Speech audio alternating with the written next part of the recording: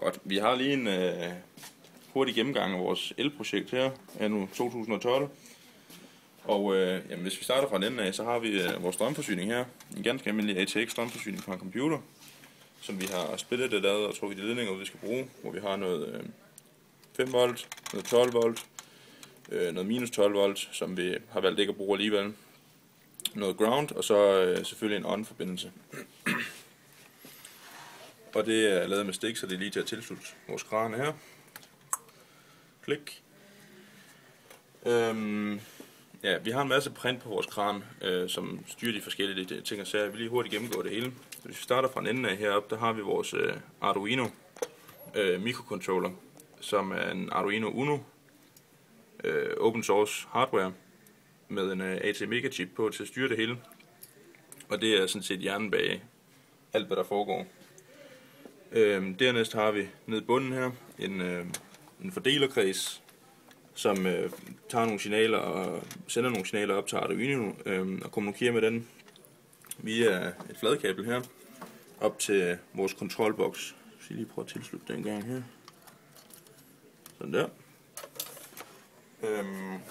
Så har vi den anden ende af ledningen selvfølgelig også en fordelerboks her, eller en fordelerprint her, som tager lige forskellige ledninger ud til, der sidder nogle forskellige kontakter, og der sidder et display og et joystick her, en keypad, og så selvfølgelig vores nøgle til at tænde og slukke for selve strømforsyningen.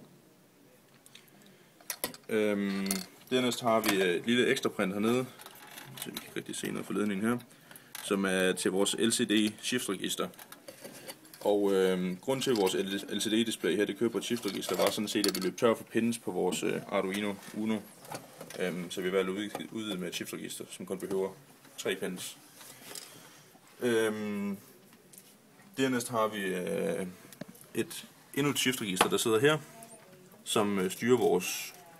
Altså vi har 2 motorer, så det styrer vores 2 motorer, og så styrer det vores magnet også. Og igen har det for at spare pins op på vores Arduino af. Videre fra det her shiftregister, der har vi det vi har valgt at kalde sikkerhedsprint her, som er til vores 2 hovedbrugere. Og vi bruger simpelthen hovedbrugere for at kunne source nok strøm op til vores 2 motorer, der kører. Sikkerhedsprintet, det går i kort træk ud på, at vi ikke vil kunne rette de 2 krydsliggende, dele af vores hovedbrugere mod hinanden, således at det vil kortslutte og brænde alle transistorerne af. Så det var en ekstra sikkerhed der. Der har vi vores ene hovedbro hernede i bunden, som er til DC-motor. Naturligvis med en kondensator på, for at undgå, at vi får alt for meget spænding tilbage i systemet for motoren. Og øverst heroppe en hovedbro til stepperen, som er lidt større, eftersom den skal have 4 inputs, eller 4 outputs for broen her. Dernæst så har vi et lille relæprint her til vores magnet, som modtager en enkelt pin ned fra vores shiftregister til at tænde og slukke for relæet. Og det er lavet sådan, at når den modtager et højt signal ind fra Arduinoen af, så slukker den for magneten, hvor når den er lav eller bare grounded, så tænder magneten. Og det er hensyn til, at hvis strømmen den skulle gå på noget tidspunkt, så vil vores magnet fortsat være tændt, eller hvis der skulle være en fejl i signalet. Til slut så har vi en topfordeler heroppe i toppen af kranen, og det er den, der deler signaler via et andet fladkabel ned fra resten af systemet op til vores DC-motor, til vores magnet, og så til nogle af de sensorer, der sidder heroppe. Hvis vi så lige laver en gennemgang af selve det mekaniske program, så har vi først og fremmest en steppermotor siddende henne i enden, som via et bånd trækker selve det her kranhoved, der ligger og kører frem og tilbage. Dernæst så har vi nogle kontakter ude i enden her. Se, der er et endestop her, og hen i den anden ende tilsvarende kontakter forbundet hernede under. Så man har indlagt sikkerhed for, at kranen ikke kommer til at køre ud over kanter eller forsøge at køre et eller andet i smadret, mens den kører. Dernæst så har vi vores DC-motor, der sidder heroppe, som bliver brugt til at køre en magnet op og ned, som er den magnet, der skal hente vores såkaldte produkter i det her lagerstyring.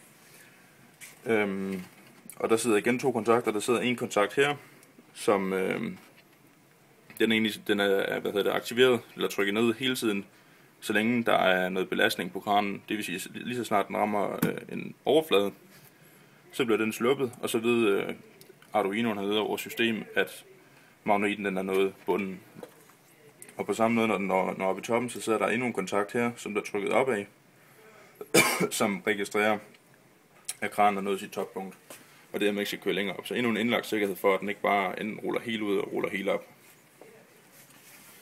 Så har vi selve vores boks her, som er selve det brugervenlige kontrol af alt, hvad der foregår. Den består af noget tænd og sluk her, i form af en nøglestart, som er den, der tænder selve strømforsyningen. Det vil sige, at strømforsyningen kører altså ikke, før der bliver drejet på den her nøgle. Det er også en form for indlagt sikkerhed. Hvis noget går galt, så er det bare sluk her, så slukker hele strømforsyningen. Derudover så har vi 2 kontakter. Vi har en til at styre vores magnet, når kranen kører på manuel, det vil sige, når vi selv styrer den. Og så har vi en til at skifte mellem manuel styring og automatisk styring. Dertil så har vi et display, der viser, hvad der foregår undervejs, f.eks. når magneten bliver tændt eller slukket, eller om vi kører automatisk eller manuel.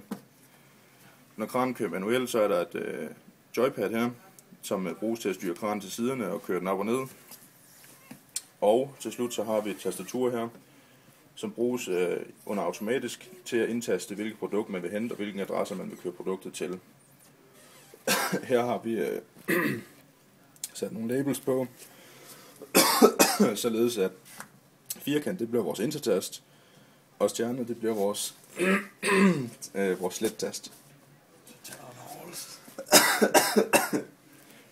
Godt, så hvis vi lige prøver at tænde for det hele gang, tænder for strømforsyningen her, for en ekstra sikkerheds skyld. Prøv at køre det hele væk her. Tænder for det. Så kan vi se på displayet her, at vi får en lille velkommenhilsen, der får at vide, at vi indlæser programmet. Og som udgangspunkt, der har vi sat den til at køre i manuel mode.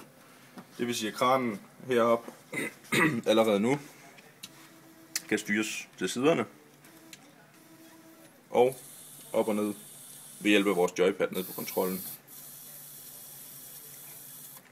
Og som jeg snakkede om før, så er der nogle kontakter, der gør, at når vi når toppen, så kan jeg simpelthen ikke køre den længere op, selvom jeg bliver ved med at forsøge at rykke mit joypad opad her.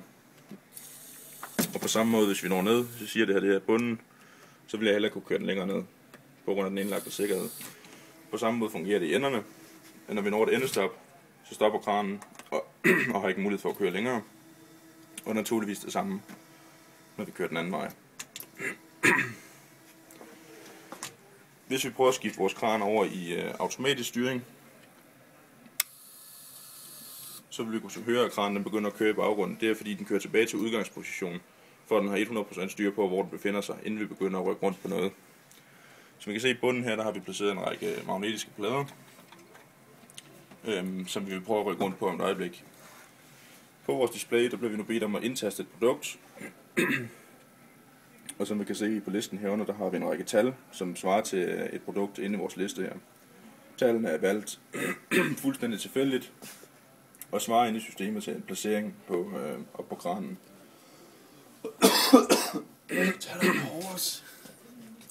Så hvis vi prøver at starte med at hente den, der hedder øl, nummer 13, så indtaster vi 13 her. Og som jeg fortalte før, så har vi lavet stjerne om til en slet-tast, så hvis jeg kommer til at taste forkert på displayet, så kan jeg blot slet igen, for at få hvad jeg gerne vil have. Jeg taster nu Enter, hvorefter at vores system finder produktet, og jeg bliver nu bedt om at indtaste en destination. Hvis vi siger, at jeg til at starte med bare gerne vil have den tilbage til vores start, som har adresse 0, eller ID 0, så indtaster jeg 0, Enter, hvorefter den finder en adresse, fortæller mig, at den har fundet den, og begynder at arbejde på at hente det pågældende produkt.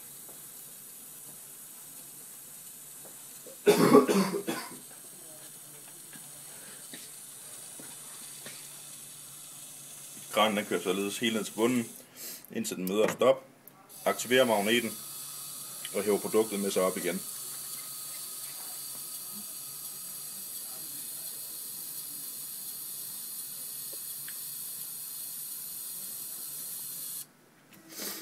Kranen den har nu registreret, at vi er nået toppen og begynder derfor at køre hen mod den destination, vi har valgt tidligere i vores program, som var vores start. Kranen hejser nu igen ned, indtil den mærker et endestop i bunden. Slipper magneten og hejser kranen op igen.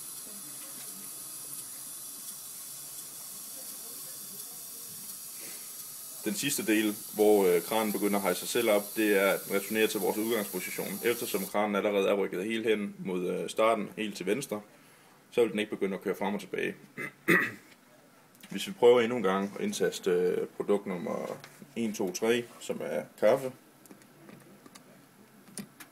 så får vi at vide, at den har fundet produktet, og spørger, hvor vi vil aflevere det hen. Men det vil vi gerne prøve at aflevere hen på Colas plads, som har nummer 20. Den fortæller mig nu, at adressen er fundet, og den begynder at hente kaffe.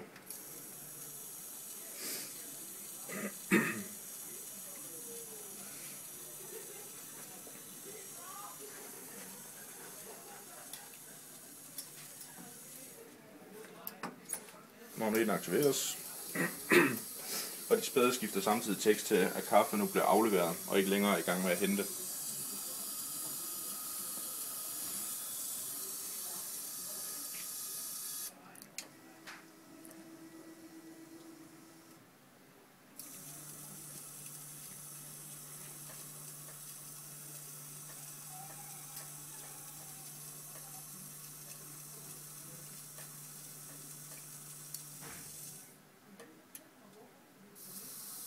Eftersom vores kran på den anden rette akse kører på ved hjælp af en steppermotor, så har den altid 100% styr på, hvor den befinder sig.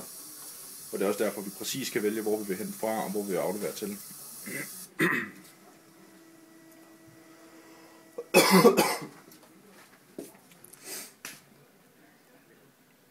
Jeg vil nu prøve at skifte om til manuel styring.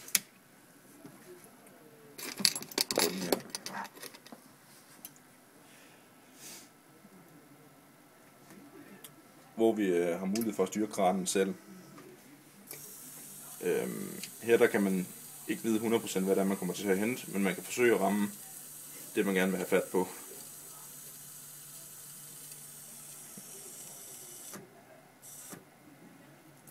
Der har vi så vores magnetkontakt her, hvor vi på displayet også får at vide, at magneten er tilsluttet, hvorefter vi kan begynde at hejse vores produkt op.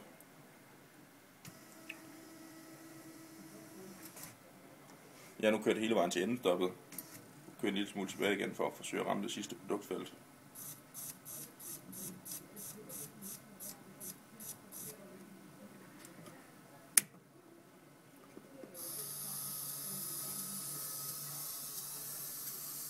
Hvis jeg herfra igen vælger at skifte til automatisk styring, så vil kranen automatisk returnere til udgangspositionen.